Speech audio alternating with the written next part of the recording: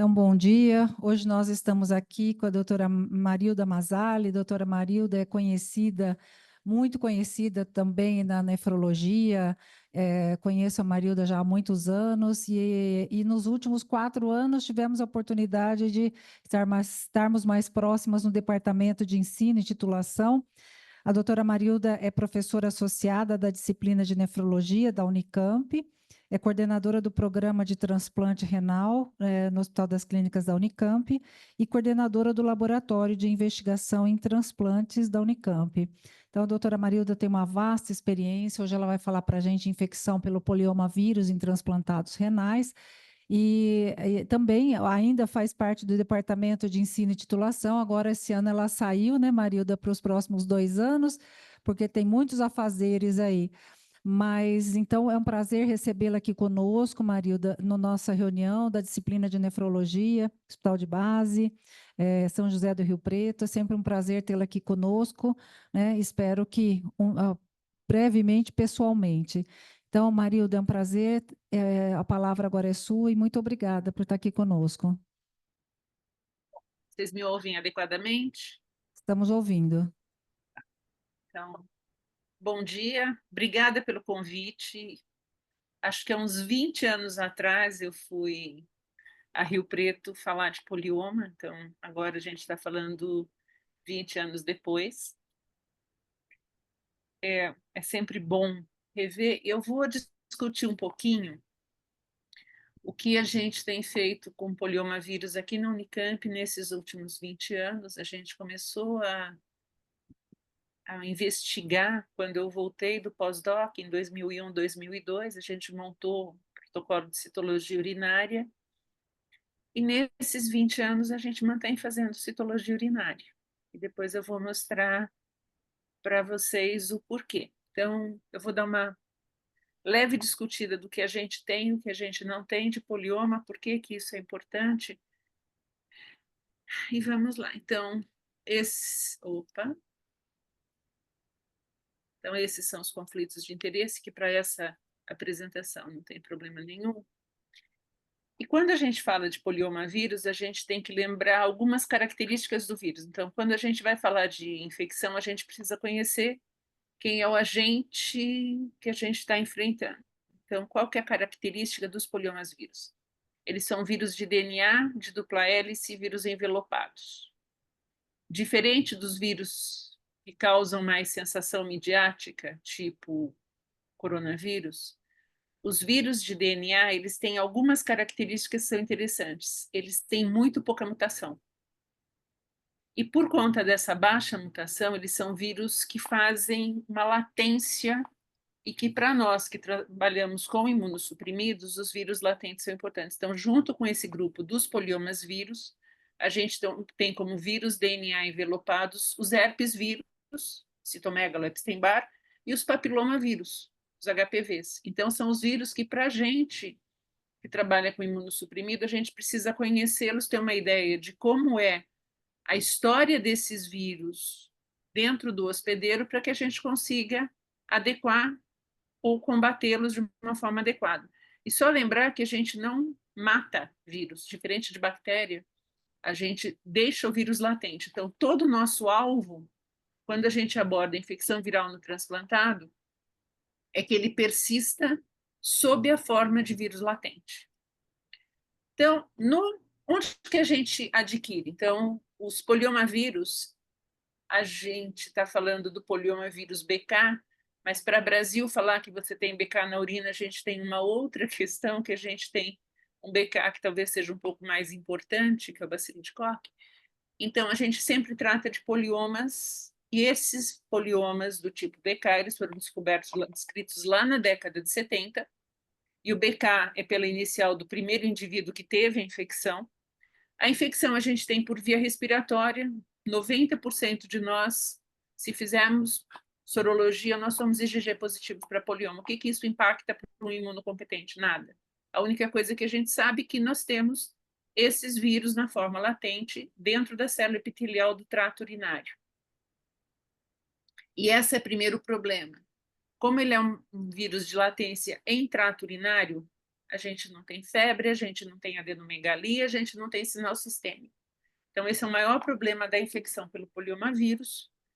Ela é uma infecção assintomática e que, se a gente não pesquisar, quando a gente detectar, já está muito tarde. Então, no indivíduo imunocompetente, o que a gente tem, o vírus vai ficar na forma latente dentro da célula nuclear do epitélio tubular. E aqui tem uma característica, eles gostam muito de células epiteliais, exceto o podócito. O podócito é uma célula muito chique para um polioma. O polioma gosta de epitélio de trato urinário, de célula tubular até urotélio de bexiga. Isso é importante, a depender do tecido que você transplanta.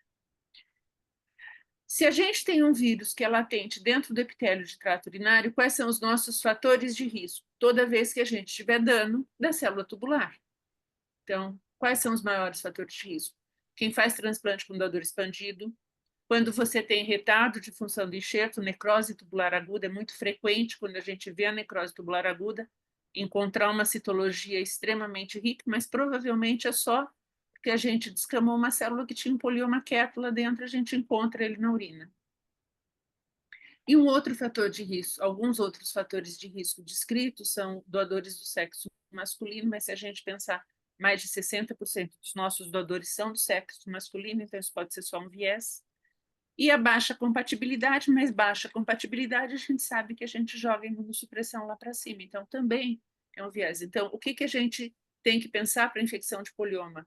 Qual é o dano que eu tenho da célula epitelial tubular para que eu saia de uma situação de imunocompetência para uma situação onde eu tenha replicação viral, e com a replicação viral eu tenho uma lise celular, uma lise nuclear, essa célula descama e eu vou encontrar essa célula na urina, que é a primeira apresentação da infecção pelo poliomavírus, que é a virúria.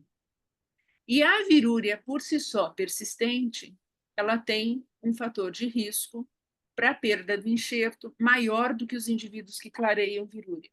Então, o indivíduo que persiste com virúria persistente, o que ele está tendo? Então, a gente pode usar duas marcações. Ou a gente está tendo um vírus que é um pouco mais agressivo do que nós gostaríamos, ou nós temos um indivíduo mais imunossuprimido do que a gente gostaria. Então, a gente pode utilizar a virúria como um marcador de risco prognóstico, mas a gente pode utilizar a virúria também como um marcador de que a imunossupressão está um pouquinho acima.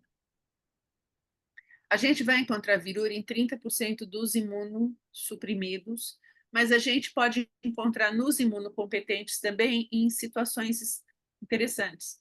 Então, tem um trabalho, acho que de uns 15 anos atrás, do pessoal da USP, que eles fizeram PCR na urina de todo mundo, de vários grupos dentro do hospital universitário, e eles viram que aqueles submetidos a maior estresse tinham virúria. De novo, é um marcador do desequilíbrio entre hospedeiro e vírus. Se a virúria persiste, o que acontece? Essa célula descama, a membrana basal fica desnuda e a gente continua tendo proliferação celular. Essa proliferação celular permite que os vírions passem para o capilar peritubular, que é quando a gente vai detectar a viremia, e a viremia vai ser encontrada em mais ou menos 14, 15%. O que acontece nessa situação? A viremia também a gente precisa clarear, porque a viremia persistente também é um fator de risco. Por que a viremia persistente é um fator de risco? Porque nessa passagem do vírion do capilar, da membrana basal tubular para luz capilar, ela não deveria estar ali. Então, o que a gente tem? A gente tem uma reação inflamatória tecidual com afluxo de diferentes células inflamatórias, e aqui chama a atenção plasmócito.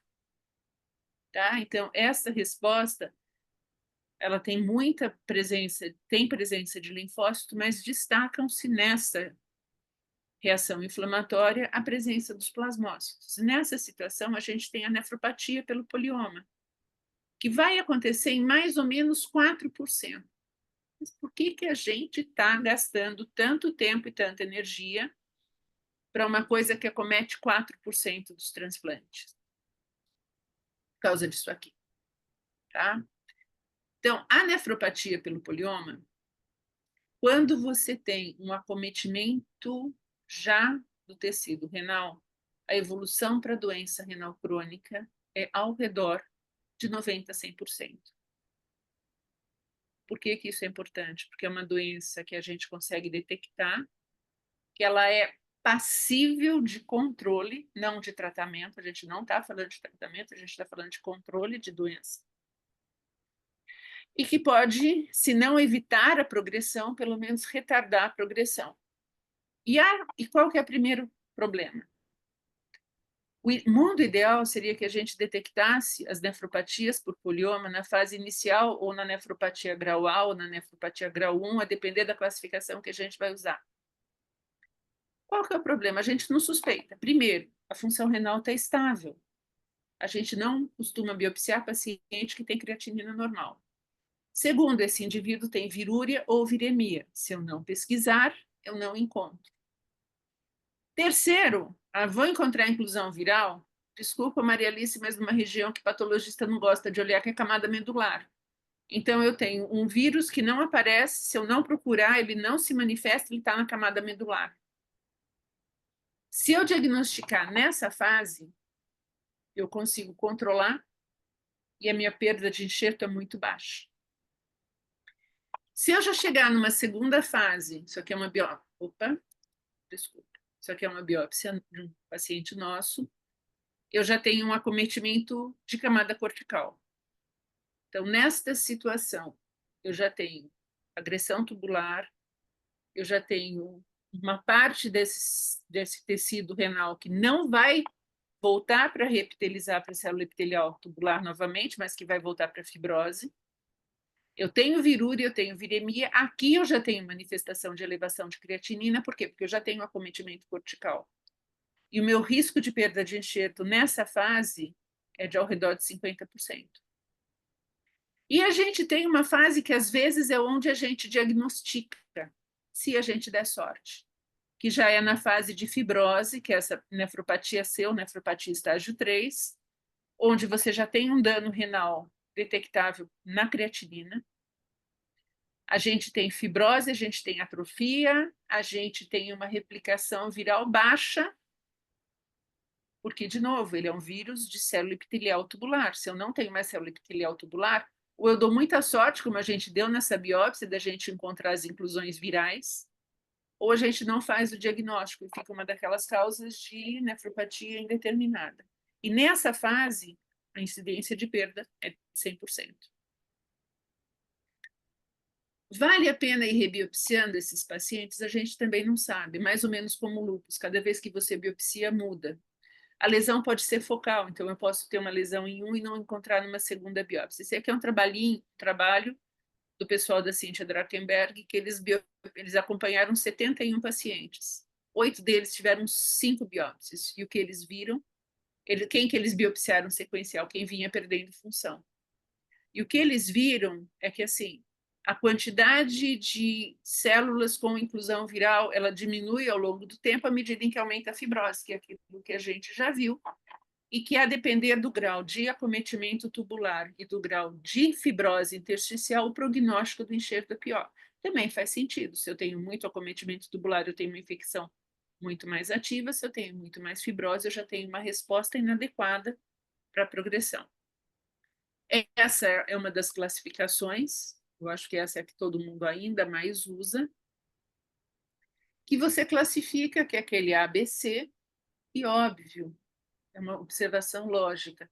Quanto mais dano tecidual, menor a sobrevida desse meu enxerto. Então, qual que é a brincadeira aqui? O diagnóstico tem que ser precoce, a investigação tem que ser precoce. Quais são os marcadores de progressão? Então, se a gente pensar em marcador tecidual, a tubulite, então os indivíduos que persistem com tubulite aqui não é a tubulite que a gente usa para classificação habitual, é presença de inclusão viral em túbulo. O indivíduo que tem muito mais inclusão viral, ele tem um prognóstico de enxerto pior, e os que têm fibrose intersticial também, a sobrevida é menor. Mas mesmo que você clareie, então, quando você consegue clarear a inclusão viral, isso vai melhor, mas se você já tem fibrose, de novo, não dá para a gente esperar muito na progressão. E aí vem uma outra pergunta. Ok, o que eu tenho? Eu tenho um infiltrado inflamatório intersticial. Isso é nefropatia por polioma ou isso é rejeição? Se eu não encontrar inclusão viral, se eu tenho uma viremia, como que eu vou fazer? Então, uma das possibilidades é o seguinte: os agregados de linfócitos, você pode usar o marcador que você quiser, mas se a gente tiver que escolher duas, uma possibilidade é para biópsia, a gente vai procurar linfócito T, para polioma, a gente vai procurar linfócito B. Então, você pode fazer um CD3, um CD20, isso vai te dar uma ideia de diferencial. Os outros são muito pequenos, e, de novo, se a gente olhar, os N's são muito pequenos para comparação. Mas sempre tem que lembrar, se o paciente tem uma evolução arrastada, tem polioma, eu tenho um infiltrado, sempre pensar que o infiltrado pode não ser só rejeição.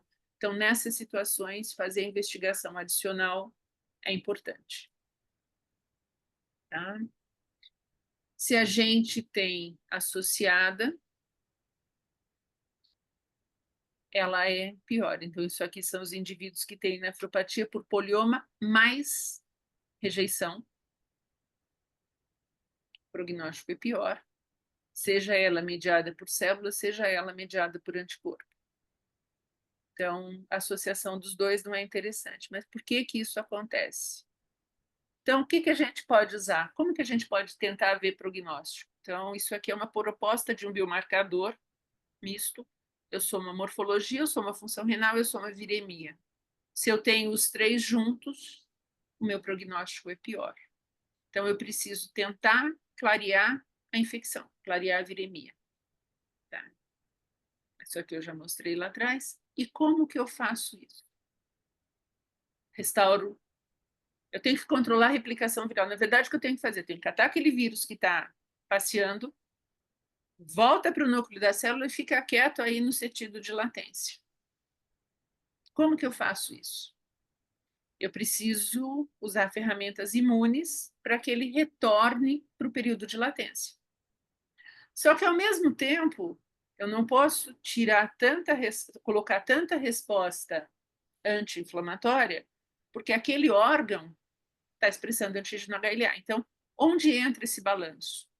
Eu melhoro resposta em imunidade celular, eu melhoro imunidade humoral, eu bloqueio a imunidade adquirida e deixo a inata recuperada. Como que eu faço isso? Então, de novo, a primeira coisa que eu tenho que saber é o seguinte: o que que eu estou tratando? Eu tenho um vírus que é altamente virulento no hospedeiro permissivo, ou eu tenho um vírus de baixa virulência num hospedeiro que está muito imunossuprimido, que não tem resposta a nada, ou eu tenho um hospedeiro pouco imunossuprimido, que está com uma resposta, mas o vírus consegue achar vias alternativas para bloquear essa latência. Vírus DNA não costuma fazer muito isso, mas eles podem usar vias alternativas. O polioma, quando ele entra na célula, ele entra por um capsídeo, ele é endocitado e ele vai dentro de um capsídeo até o núcleo. Só que para isso ele usa a via de nutrição celular, ele usa a via da emitória, ele usa principalmente o complexo AKT da via da emitória. Então, talvez isso seja uma forma da gente tentar bloquear. Então, o que eu tenho que entender? Eu preciso entender qual é o vírus, qual é o caminho que ele usa, qual é a via celular que eu vou usar para tentar bloquear, e eu preciso restaurar uma quantidade de subpopulações linfocitárias capazes de produzir interferon para controlar essa replicação. Então, eu tenho que ajustar um pouquinho a minha imunidade que permita a resposta imune direcionada para o vírus, e eu tenho que tentar bloquear via intracelular para que ele não consiga sair do núcleo. Simples. Então, o que que a gente volta? Bora lá para a imunidade inata, imunidade adquirida. O que que a gente precisa, basicamente? Imunidade inata é como a gente resolve infecção. Imunidade adquirida é o que a gente precisa bloquear quando a gente está trabalhando com transplante. Então, na resposta imune inata, é ela que vai limitar a infecção viral primária. Então, quando a gente é imunocompetente, está ótimo. Ela que controla a latência, ela equilibra, ela produz interferon, vai variar os níveis de interferon, a depender se o vírus está muito animado, se o vírus está quietinho. Quando a gente usa a imunidade adquirida, o que a gente faz? A gente bloqueia as outras vias. Então, a gente bloqueia o resto da resposta imune do hospedeiro e permite que o vírus, que estava quieto lá na latência, olha, veja bem, este hospedeiro parece ser uma criatura interessante para que eu passeie por ele. Então, quando que a gente vê isso? Até a gente ter drogas imunossupressoras mais potentes, micfenolato, tacrolimus, indução com timoglobulina, a gente quase não tinha infecção viral, mas a gente também não tinha PCR para fazer diagnóstico de infecção viral. Então, a gente tem uma combinação de fatores. A gente aprendeu a bloquear melhor a resposta imune, a gente não tem tanta rejeição mais, e a gente aprendeu a fazer o diagnóstico de infecções virais. Isso acaba sendo um tiro no nosso pé, porque a gente criou muito mais problema do que a gente poderia ter. Na época só de azatioprina e ciclosporina, era muito mais simples transplantar. E o que a gente vai brincar nessa situação? Então, como que eu vou achar isso? Óbvio, se o meu problema é imunossupressão, bora lá, vamos baixar a imunossupressão. Tá, e o que eu abaixo? Como que eu faço? Vamos baixar tudo. Esse é um trabalhinho muito antigo, bem antigo, mas ele é um dos trabalhos mais... Ele é simples e ele é extremamente objetivo. Então, ele faz o seguinte. Ele baixa toda a imunossupressão e ele avalia as 3 drogas mais utilizadas, micfenolato, tacrolimus e corticoide, e ele faz isso avaliando a subpopulação de linfócitos T específicos para debelar a infecção por polioma. Como que a gente mede imunossupressão nível sanguíneo, droga? Tem um score também que é antigo, o score de Vasudev, que é uma coisa muito simples. Ele pega a dose da medicação, dá uma pontuação diferente e soma. Quanto mais alto o score, mais imunossuprimido. Quanto menor o score, menos droga o paciente está usando. Sujeito a várias críticas, mas é uma forma que a gente consegue tentar brincar. E o que eles fizeram? Eles fizeram essa primeira coisa. Pegaram somaram toda a imunossupressão. Então, ele dá, para cada unidade, 2 miligramas de tacrolimus contra 1, vai somando. E eles viram que tanto faz você ter uma somatória de 5 ou uma somatória de 20, você não consegue, não muda a tua capacidade de produção de células produtoras de intestino. Quando você faz com corticoide, também é extremamente errático. Com micofenolato, um pouco menos, mas, de novo, não dá significativo. Mas olha que interessante, quando ele faz isso com tacrolimus, ele consegue uma correlação indireta. Então, quanto menor o nível sanguíneo de tacrolimus, maior a tua subpopulação linfocitária. Então, talvez, nessa brincadeira toda, o tacrolimus tenha um efeito facilitador de infecção. Isso vale... mas se é tacrolimus e ciclosporina, eles são parecidos? Não, não são.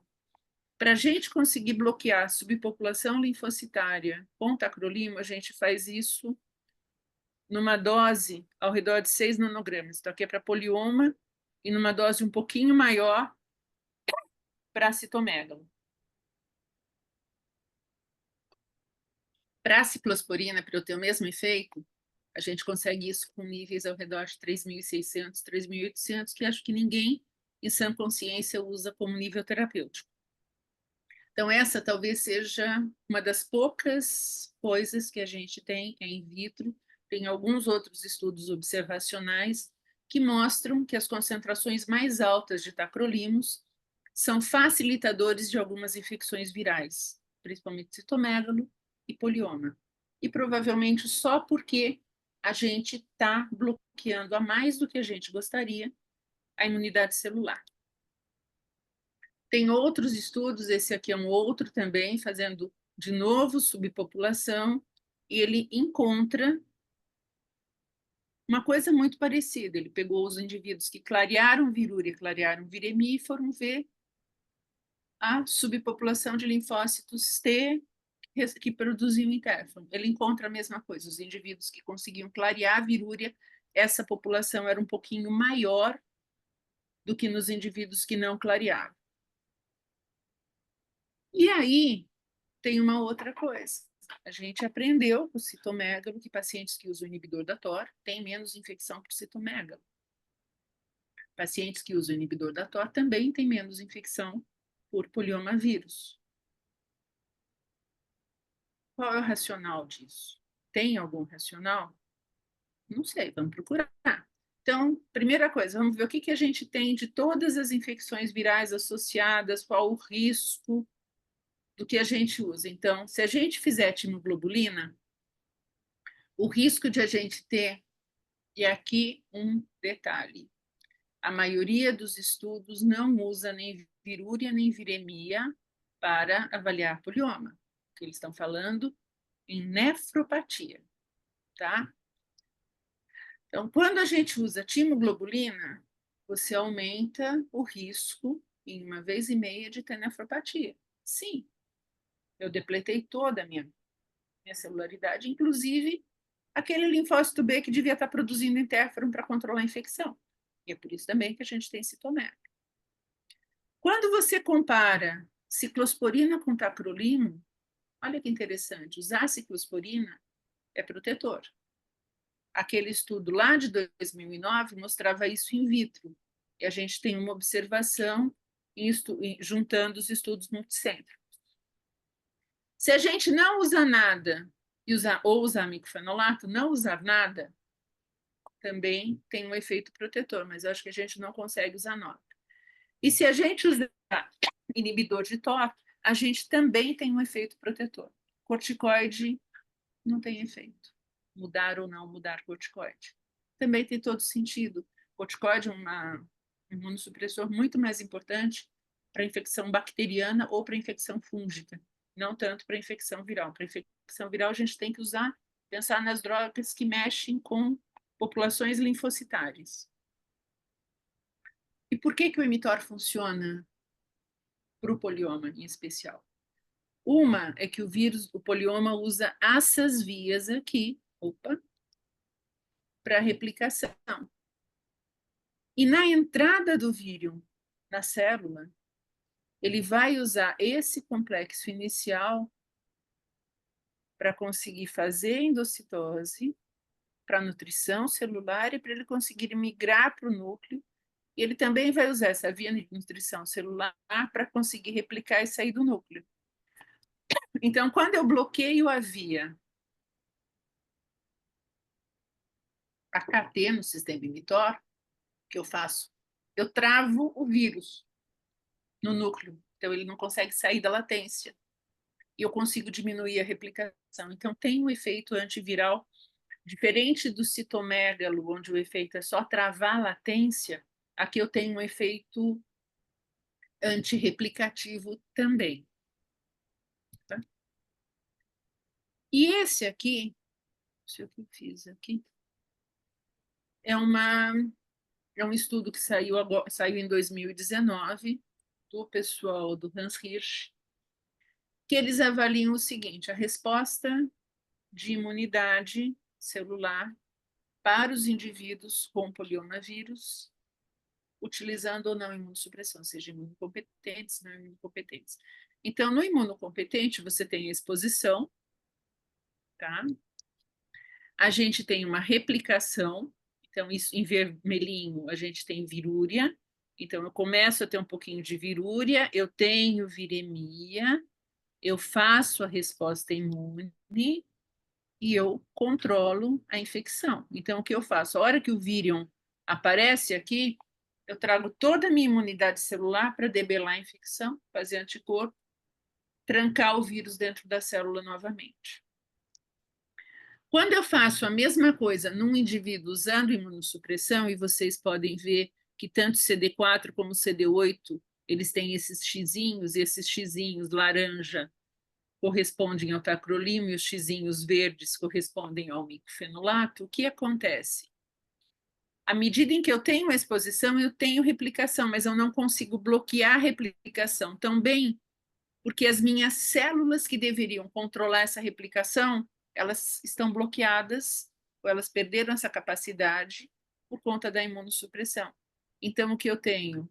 Eu persisto com uma virúria mais tempo, eu persisto com uma viremia, eu desenvolvo lesão e eu faço a nefropatia.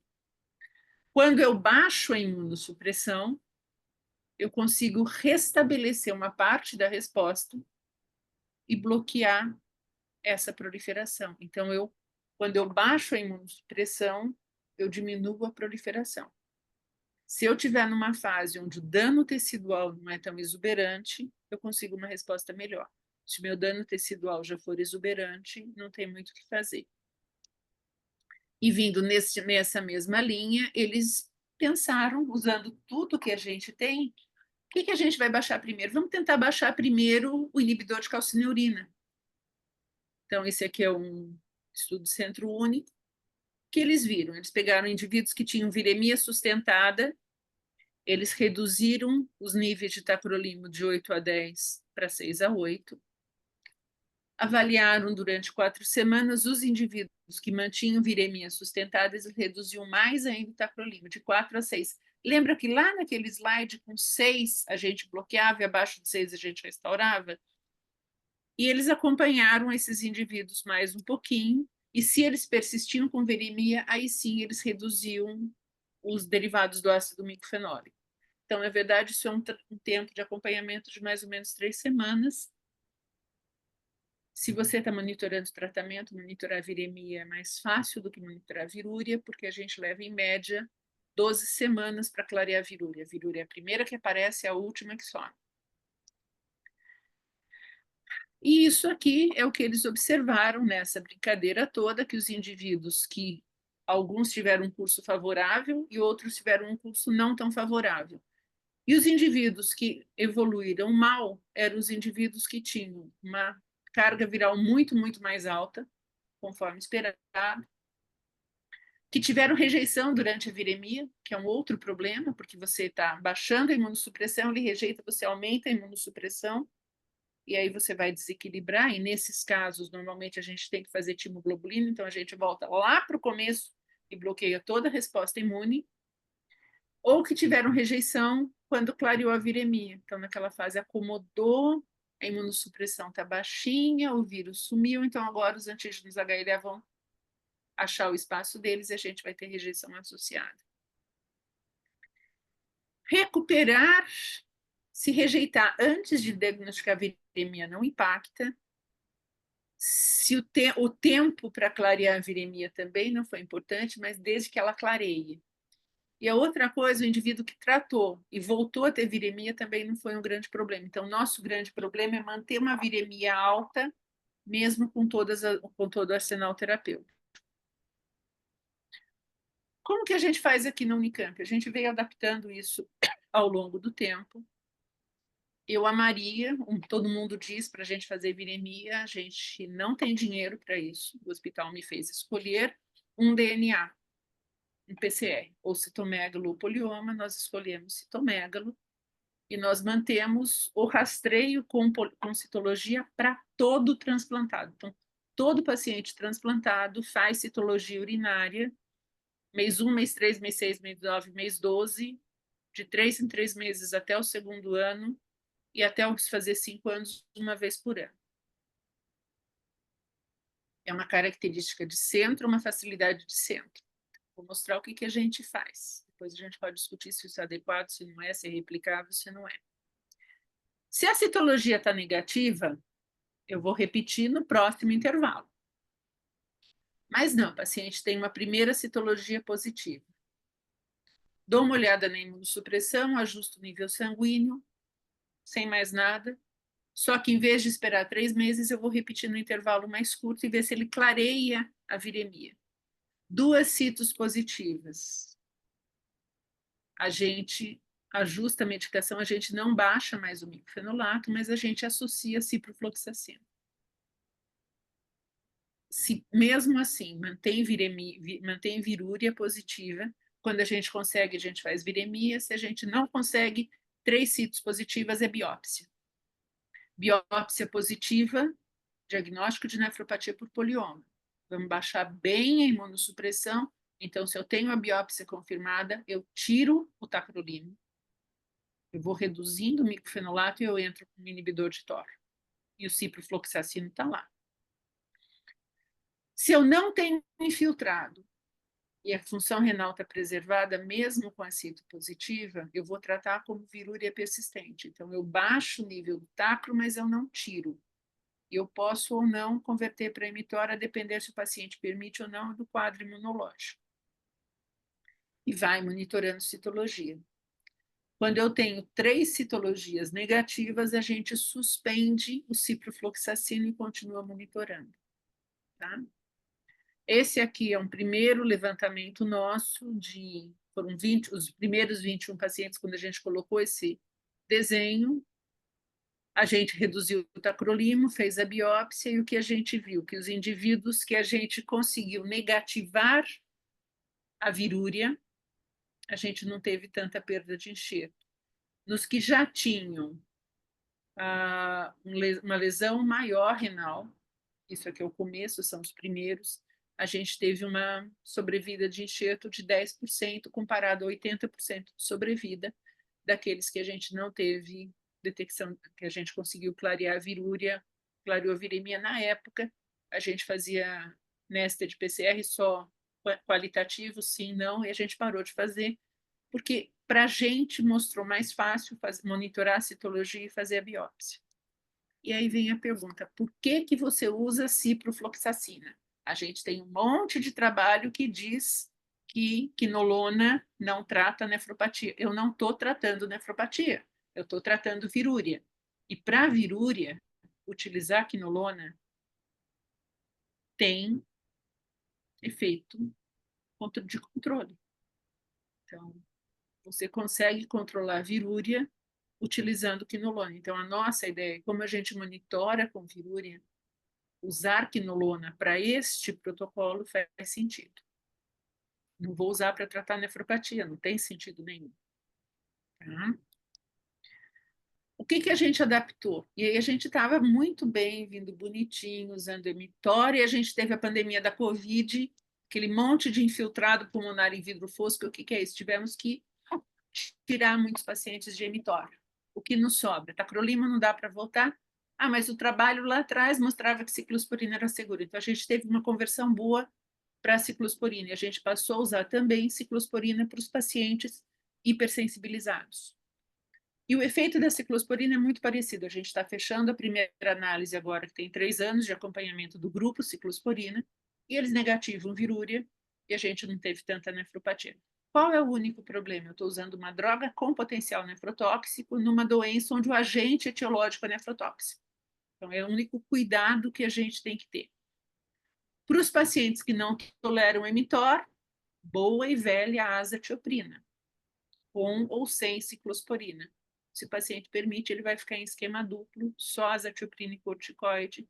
Isso também é uma característica de centro. A gente tem um grupo grande que a gente abre mão do inibidor da calcineurina ao longo do tempo, desde que o sistema, a resposta HLA permita. E se ele rejeita nesse período? Na rejeição mediada por célula, a gente vai fazer pulso. Se precisar muito, a gente faz a timo, ou às vezes a gente só aumenta a dose da imunossupressão de base e isso controla.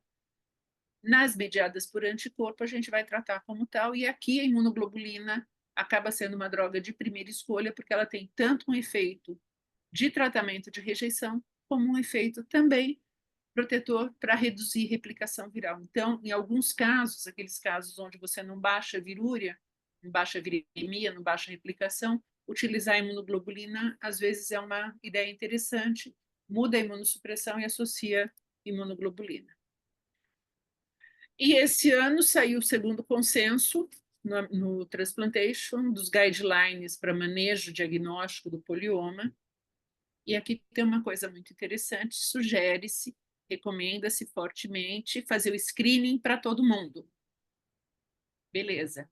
E eu gostei muito disso. Se você for pobre, faz citologia urinária que dá certo. Então, o que nós fazemos está parcialmente respaldado. O screening é bom, só que lembrar que porque citologia não é, a gente faz citologia não para ter cito positiva. Valor preditivo positivo é péssimo. A gente faz citologia para ver que não tem. O valor preditivo negativo é de quase 100%. Então, ela nos ajuda a guiar nesse ambiente. Como a gente trata, baixa a imunossupressão, e a gente tem ainda as duas abordagens. Um grupo que baixa primeiro o antimetabólito, um grupo que baixa primeiro o inibidor de calcineurina. Eu, particularmente, nosso programa é partidário de baixar primeiro o inibidor de calcineurina. Mas, de novo, a gente não tem consenso, se vocês olharem, é tudo nível C. E se eu precisar retransplantar, o que eu faço com aquele rim que está lá? Deixa. Só que a gente tem uma dificuldade maior para monitorar, porque a gente não vai saber de onde vem a viremia. E só lembrar que esses indivíduos eles vão ser mais biopsiados, porque eles são mais propensos a ter uma nova nefropatia por polioma no outro. E aqui sim vale a pena você ter uma carga viral antes de imunossuprimir, mas, de novo, a hora que eu imunossuprimo, esta carga viral está vindo de quem? E essas são as recomendações futuras, tá? Novas estratégias, e, de novo, a gente ainda não tem nada muito diferente do que a gente pode ter. Tá? Então, o que nós temos hoje? Qual que é a importância aqui? É diagnóstico precoce. E aí, acho que assim, o que a gente aprendeu? Que dá para fazer desse jeito. Talvez não seja o ideal, talvez para grandes publicações a gente não consiga. Claro que você vai publicar, todo autor pergunta, mas cadê seu PCR? Não temos. Então, a gente vai mostrar desse jeito, mas eu acho que é uma coisa que dá para fazer. A nossa perda de enxerto por polioma, por nefropatia, é extremamente baixa, mesmo assim a gente tem casos que a gente já perdeu. Com a estratégia de baixar a imunossupressão é boa, e só para ilustrar, a citologia urinária é fácil, quando a gente faz a cito, esse aqui é um belíssimo polioma, muito simpático, diga-se de passagem, e que também tem uma manifestação artística. Esse aqui é um Kandinsky, que, na verdade, eu acho que ele estava sonhando com poliomas quando ele fez isso. Era isso. Espero que era isso que vocês queriam. Obrigada.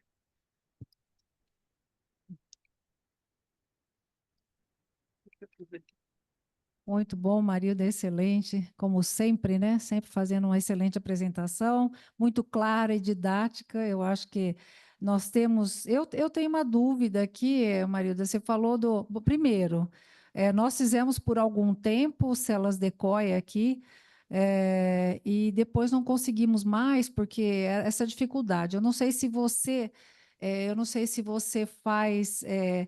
Primeiro precisa pôr num tubo, outro tubo que não o normal, e depois o paciente tem que andar. Tem pacientes que estão acamados, não andam. Como é que vocês fazem aí a coleta para células decoy? Essa é a primeira pergunta.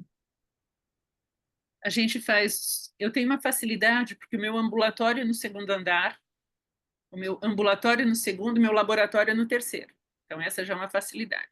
O que a gente faz? A gente deixa uma listinha, potinho de coleta de urina normal, álcool, metade, 70%, álcool 70%, metade de urina, coleta, processa e faz, sem muitas. E a gente pede para eles fazerem o primeiro jato, que é aquele que vem com tudo quanto é célula, porque urina limpa não presta para isso, né? Tá. Aquela história de jato médio, não. Então, o que a gente faz? O paciente chegou no ambulatório, ele subiu, a enfermagem já tem a listinha de quem tem coleta, eles já ganham o potinho, tanto que ele já chega e falou, hoje tem potinho? Não, não tem. Pote plástico mesmo. Potinho normal de coleta de urina.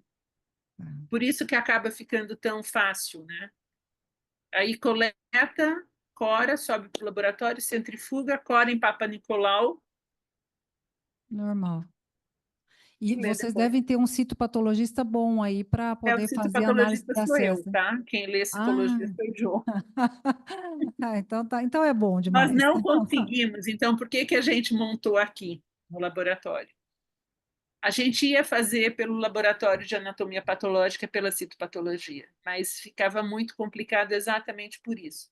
Então, a gente tem no laboratório de pesquisa uma bióloga que processa isso tudo, e até o começo do ano ela fazia também todas as antigenemias, antes da gente passar de antigenemia para PCR. De novo, facilidade de centro.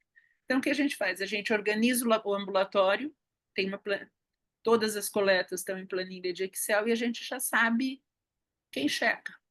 Então, ambulatório de amanhã, eu tenho 15 coletas, tantos são citologias, deixo os potinhos já etiquetados, à medida que vai chegando a enfermagem, vai coletando, ela sobe para o laboratório, processa, cora, no dia seguinte a gente lê. Está resolvido, já deixa avisado para o retorno. Tá bom, vou ter que fazer um treinamento aí com você, então, tá? E Fácil, você sabe melhor do que eu, VDCOI. Eu mando para você o protocolo, tá bom. E a protocolo outra, como fazer citologia para pobres. por favor, acho que aqui a gente conseguiu por um tempo, depois eles barraram e a gente não consegue também. E a outra pergunta é do cipro, né, que você falou, da ciprofloxacina, da quinolona. Por quanto tempo, como você usa, qual que é a dosagem que você usa, né, como Então, que a você gente faz? Faz, e aí? abriu citologia, a gente começa. Cipro 250, um comprimido à noite, serve para profilaxia, já resolve profilaxia de infecção urinária também. Não tivemos problema de alargamento de QT, de lesão de tendão de Aquiles, de resistência bacteriana. Nessa dose vai tranquilo. E a gente monitora a citologia naqueles intervalos. Então, como o paciente tem cito positivo, a gente reduz um pouco o intervalo. Então, a cada consulta que ele volta, a gente repete a citologia. 3 citos negativas, suspende a droga, no próximo retorno repete. Teve pacientes, tem uns 30% dos pacientes que a gente tem que reintroduzir a quinolona porque ele volta a ter virúria. Vou abrir para perguntas. A doutora Aida tem uma pergunta aqui. 3. Parabéns, Marilda, como sempre, espetacular, né? Sempre muito clara e muito didática, como a Maria Alice já falou. E eu tenho 3 questões. Uma prática dessa da coleta da urina, porque o nosso ambulatório é do outro lado da rua e onde se coleta a urina também. Então, assim, qual é a estabilidade para se fazer a citologia depois? Tudo bem? Quanto tempo entre a coleta e a execução? Você coletando em álcool está tranquilo, tá? Então você pode coletar em álcool, bota os potinhos todos numa caixinha de isopor, carrega tudo depois para o laboratório e processa. Não tem muito problema, tá? Qual que é o nosso problema? Paciente nefrótico. Porque a hora que você põe o álcool, a proteína craquela, tá? Então, para os que têm proteinúria nefrótica, a gente colhe as 2 amostras, com e sem álcool, porque às vezes o álcool quebra. Nessa brincadeira, a gente já fez um diagnóstico de Burkitt só na coleta da citologia urinária. A hora que ele coletou, aquilo ficou um leite condensado. A gente falou, gente, não, o que é isso? Isso é linfa, vamos procurar, porque tem. Então, é fácil, o processamento é muito tranquilo. E se você tirar disso e puser na geladeira, você pode até processar no dia seguinte, que você não perde, o álcool preserva. Então, álcool 70%, tá tranquilinho. Se você puser 90%, melhor, mas para a gente ir em ambulatório é muito mais fácil, álcool 70%, então metade, metade, e o frasquinho normal, sem problema. Então, a gente teria até de 24 a 48 horas, no máximo, é Mais ou isso? menos. Se você deixar na geladeira, você consegue processar no dia seguinte. Tá. Só não deixar muito, porque aí Aham.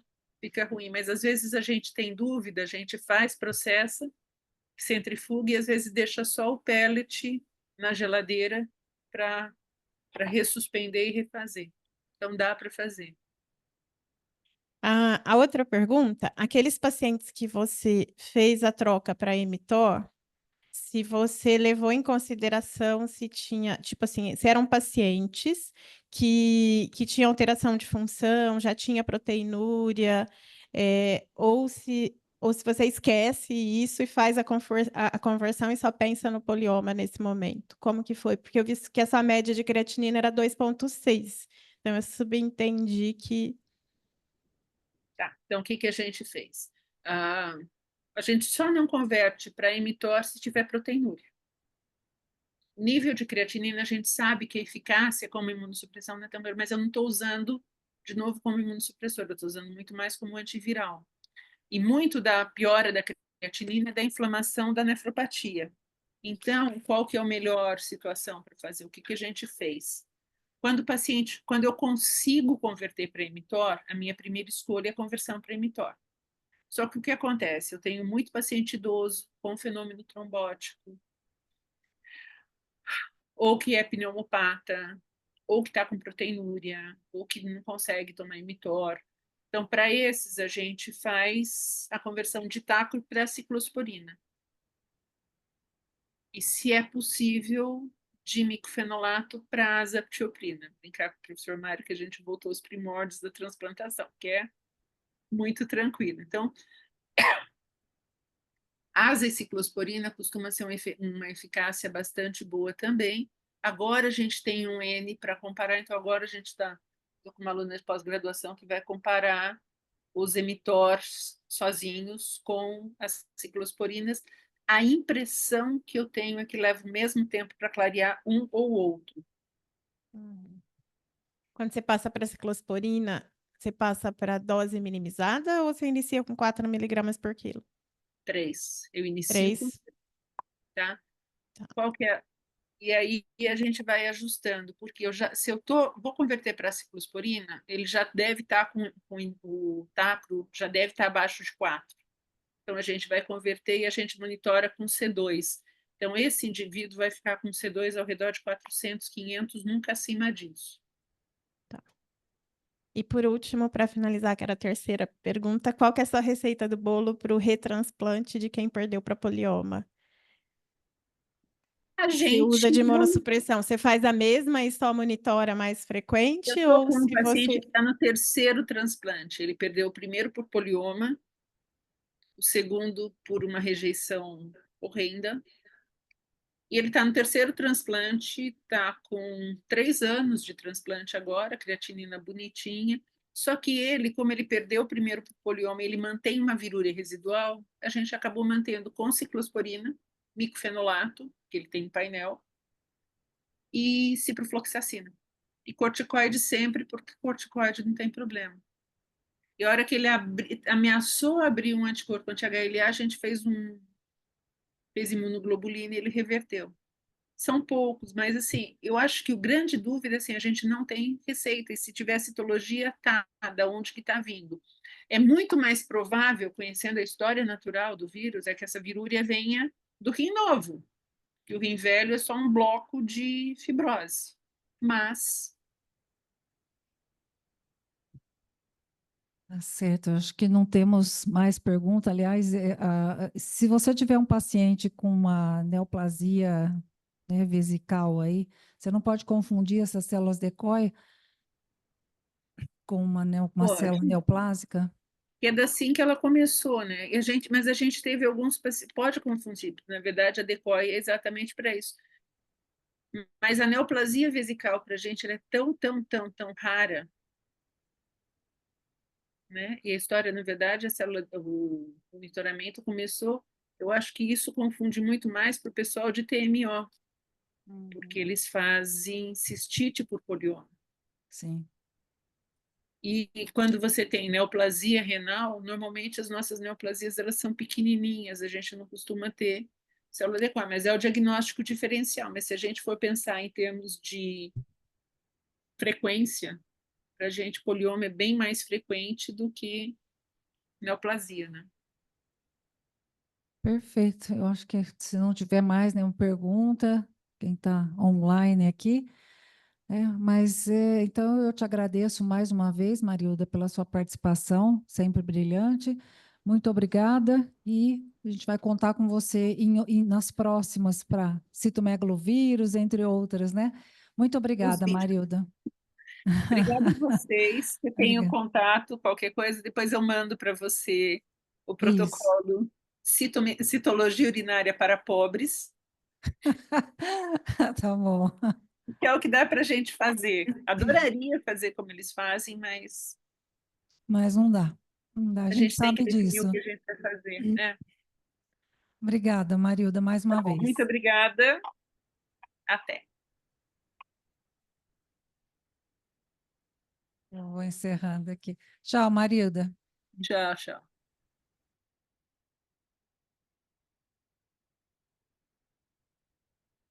Deixa eu só parar aqui a gravação.